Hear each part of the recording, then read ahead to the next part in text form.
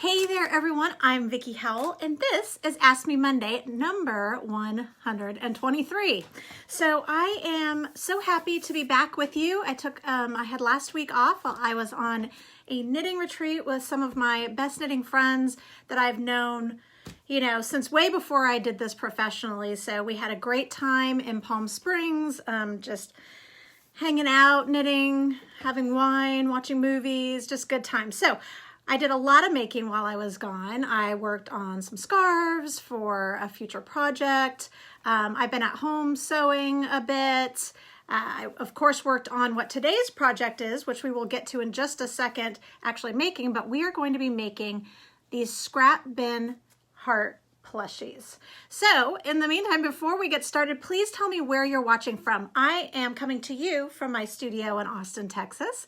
And also I would love to know how you filled your creative well over the weekend, or really, actually, it's been more like a week since 2 weeks since I've seen you last. So I would love to know what you're making. And if you have a link to what the project is or the recipe you made, please, please, please share it in the comment section, because and I'm sure I'm not the only one, we've got people watching from all over the world, come back to the comment section and kind of check them out. And sometimes I see stuff that I'm really into making too, and maybe I'll pin it or I'll revisit it later. So please use this comment section of Ask Me Monday as your own community board. So Chris, so good to see you as always. Linda, hello.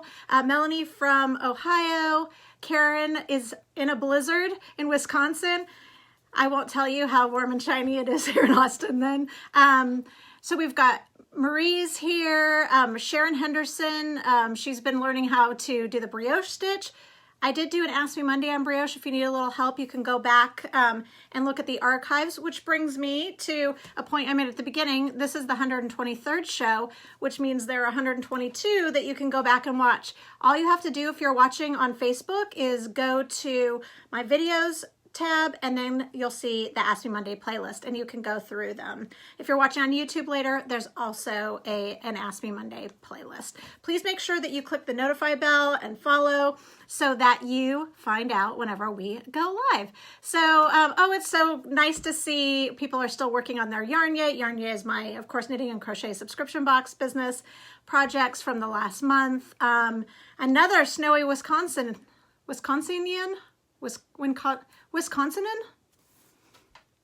Wisconsinonian. No, that's not right. Get back to me on what to do with that. I forget what the word is or what the rule is. But anyways, it is great to see you. I am really excited about just kind of leaning into another scraps project. It's been kind of a theme that I've been playing with over the past few months. Some of you remember that I did scrap bin stockings for the holidays, also scrap bin tree ornaments, and now I'm back to you with really cute scrap bin heart plushies. This is just another way to use up some of those little bits of yarn. And it's also a great way, the episodes of Ask Me Monday are always brought to you, or have been for some months, by Knitter's Pride.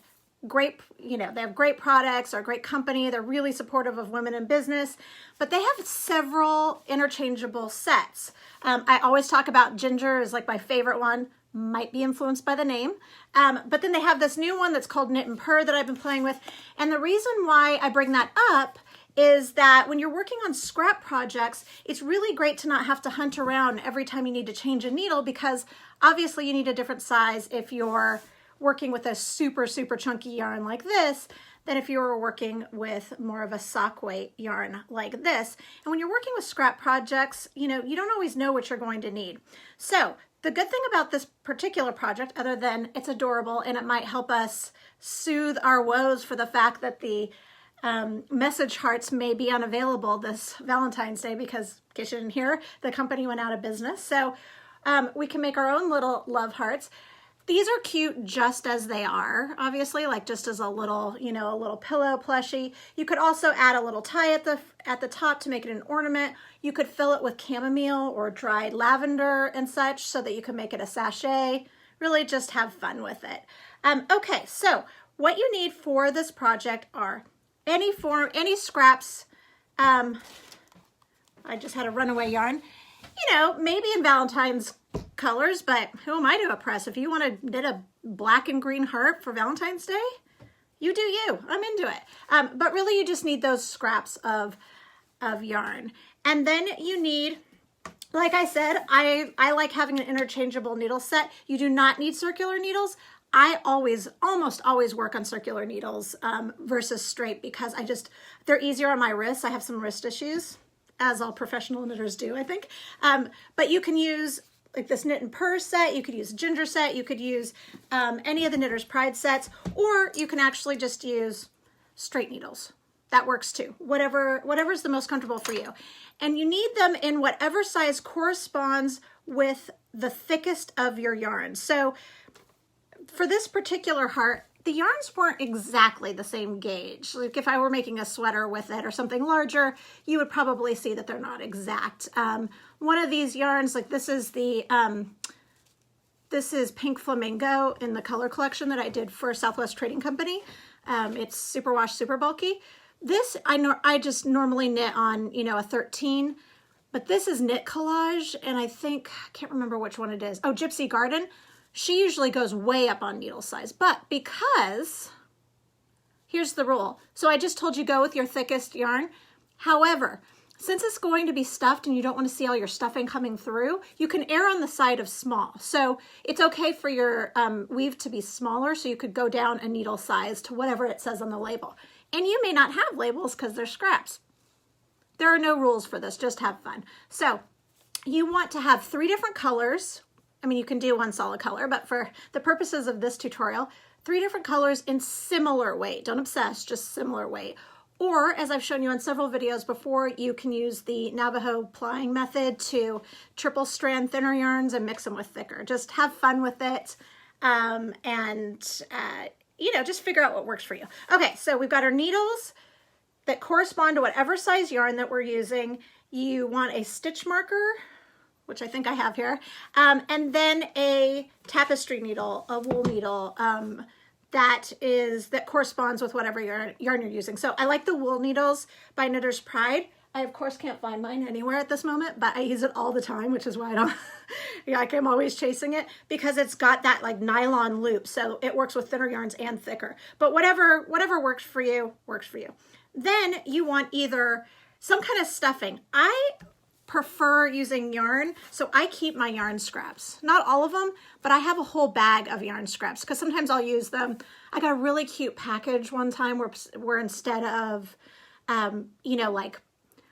those foam peanuts or whatever, it was just stuffed with scraps. I think it was from Knitting Nerd. And I just thought that was the best idea. So I started keeping them a couple years ago. And then I did some scrap ornaments for the holidays, and now I keep them. First of all, they look great in a clear vase for displays, but I like them for stuffing things. So you can either just use a bunch of scraps like I have, or you could use polyester filling or cotton filling, just something to fill the piece at the end. Okay, so those are all the supplies that you need. The size will vary based on yarn. I'm going to go ahead and measure this big one. Again, I use chunky yarn. I use size 13 needles, and it's about 6.5 inches wide. But I'll be showing you a sample when I flip the camera around in a bit that I'm working on size 5 needles, and I would be surprised if it was more than 2.5 inches wide. But these could be very sweet. You could put them in with another package, put them on your kiddo's pillow in the morning, just have fun with them. There's no other purpose to these than putting a little smile on someone's face and sharing a little love during times where everybody could use a little love, right? Okay, so this is what we're gonna do now. I'm gonna flip over the camera, which works better some days than others. I apologize if the lighting is not on point today. I'm missing a bulb, but we are going to get through it together. Okay, I'm going to flip it around. You all talk to each other as I do this, and we will get set up. If you think anybody else would be interested in these scrap bin hearts for Valentine's Day, please share this video. Especially sharing it live seems to help the Facebook algorithm so that more people see it, and then I can make more. Okay, so no matter what size or weight yarn you're going to use. This is actually my color Manic Panic, also in a color collection for Valley Yarns at yarn.com, and it's a worsted. So I'm using a size 8, and these are the Knit and Purr needles. I've shown these before, but I'll just show you. It's this great set. Nobody does wooden needles. like Knitter's Pride. They're really beautiful. And they come with a little bag, all kinds of cords. Really, really nice. Plus, I like that they're red because, you know, Valentine's Day, and you know how I am about a theme. But I digress. So again, there's no need to use circular needles. I just prefer them. All right, so you are going to cast on 20 stitches regardless of what weight yarn you use. And the pattern has been written out, and it's at vickiehowell.com so that you can make along or just grab it after. Okay, so you're going to cast on, and halfway through, so after 10 stitches when you cast on, you're going to place a stitch marker. What we're going to be doing today is we're going to be working in what's in a partial mitered square. So that means that you start with your amount of stitches that is an even number of stitches. And again, this is 20 for us. And then we're going to do a series of decreases. If we kept going until we didn't have any stitches left, it would create a square, a mitered square. We are only going to partially decrease, so it's more like a rectangle that's slightly rounded to create a heart. This will make so much more sense when I stop talking and start demoing, which I will do now. All right, so on row 1, you're going to knit. This heart is made with garter stitch, which just means we're knitting every row, which is also the reason that it looks really great if you use some yarns with a little texture. I'll pull in an example in a second. This is actually just a clean yarn that I'm using now, but I love garter stitch bumps with a little bit of textured yarn. Okay, so you are going to knit until you get to 2 stitches before the marker. Molly's asking where I got this stitch marker. I actually made this stitch marker, Molly. I am mixing my Valentines, or my holidays here. I made red, white, and blue ones out of this vintage necklace from like the 70s, I think, that broke for 4th of July last year. So I'm just carrying it. It was red, so I thought it went with the theme. Okay, so we're gonna go to 2 stitches to right before the marker, and then we're going to do what's called an SSK, which is slip, slip, knit. And this is a left slanting decrease. So we're gonna slip, we're slipping knitwise. 1, slip 2, and then we're going to knit them together through the back loop. Then we slip that marker. So we've done 1 decrease. We're decreasing all through the center. I'm gonna pull in an example. Actually, you can see in the heart, all of the decreases are done right in the center. So that means that if we did a left slanting decrease right here, then we need to do a right slanting decrease to mirror it. And to do that, we just are going to knit 2 together.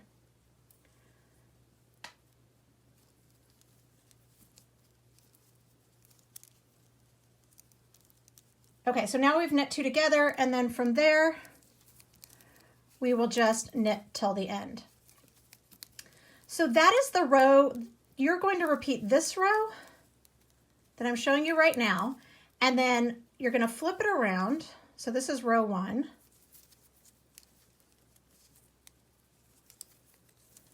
You're going to, and you can already see that those 2 decreases, you've decreased 2 stitches, are already creating what will be the point of the heart bottom. Then you'll flip it back. On the wrong side, all you'll do is knit straight. You don't need to do any more shaping, you're just going to knit straight. And you're going to repeat those 2 rows until you get to row 10. Now, again, I wrote it down the instructions at vickiehowell.com. I tell you when to switch colors and all of that good stuff, but you get the gist.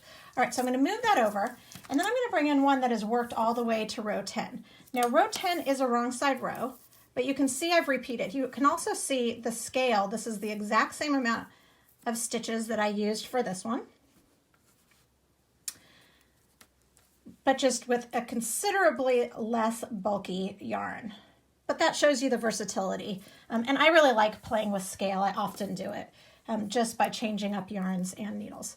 Okay, so we've done rows 1 through 9, which are just, as I said, repeating the right side row decreases. You're always going to work until 2 stitches before the marker.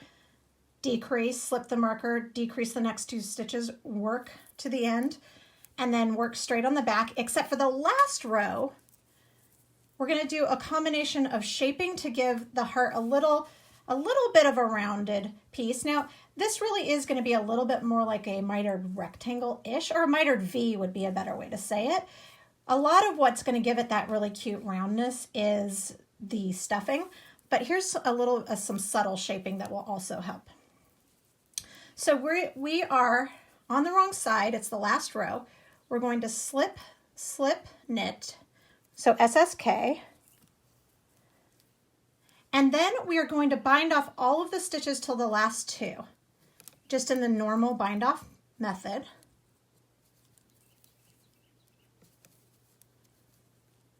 Hi Maxine, hi Carla, so good to see everyone. I'm glad that you enjoy the pattern, Carla. Again, you can find it at vickiehowell.com along with some other suggestions for Valentine's Day.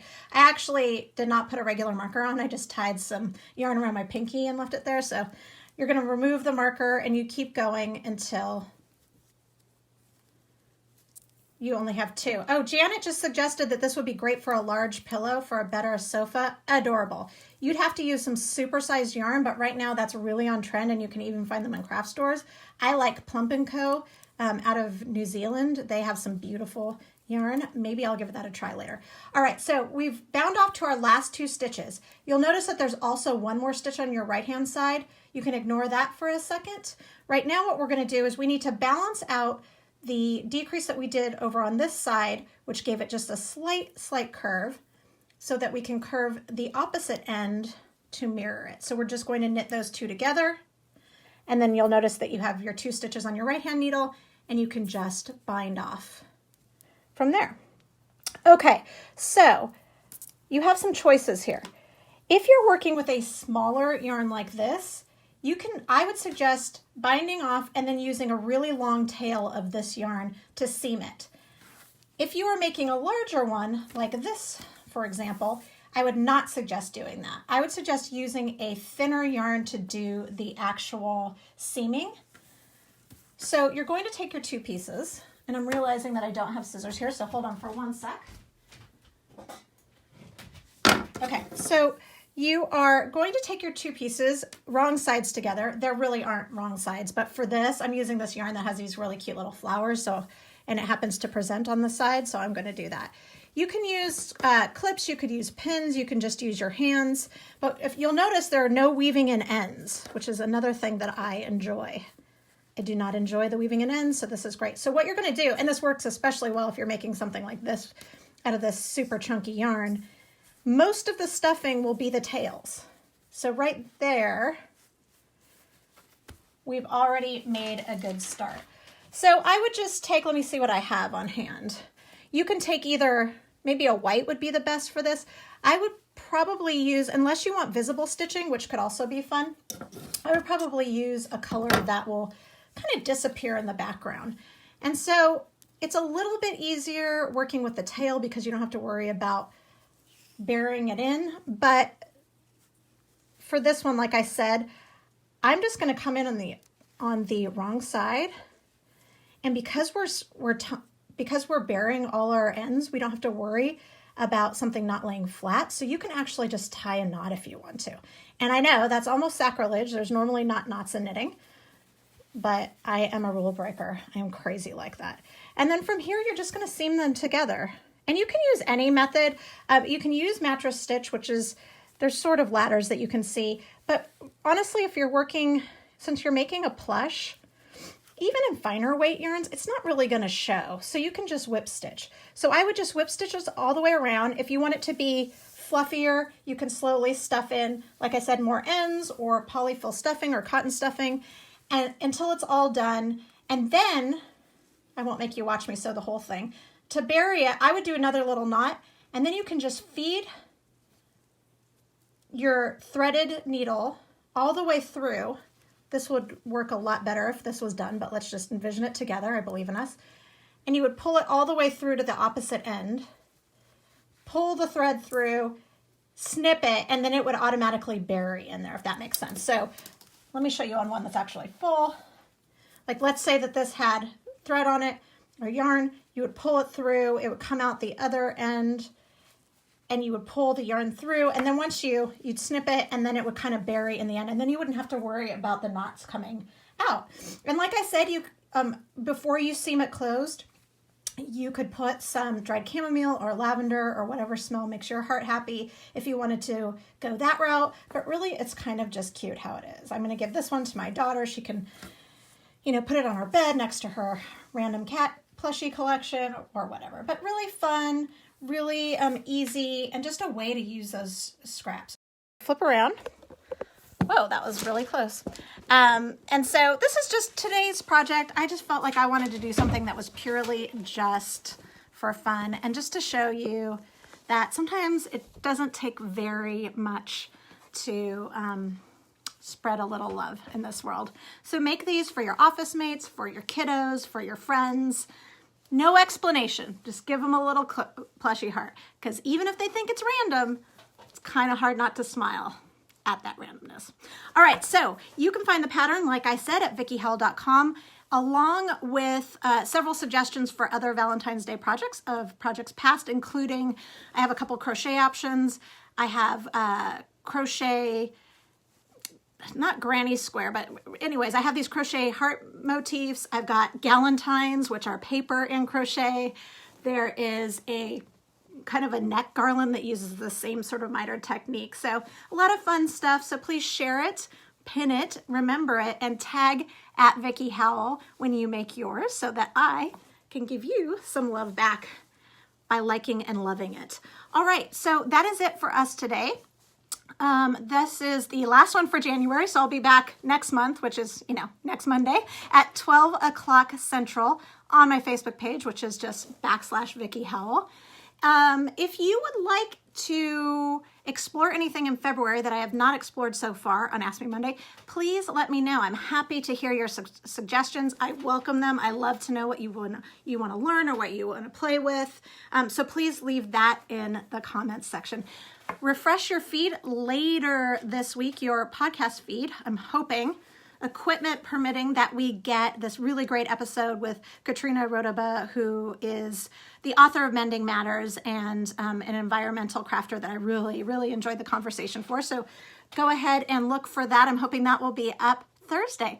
In the meantime, take a little time to open up that creative spot in your heart, to fill the creative well, and don't forget to tag me with your little bits of love and awesomeness. Bye, everyone.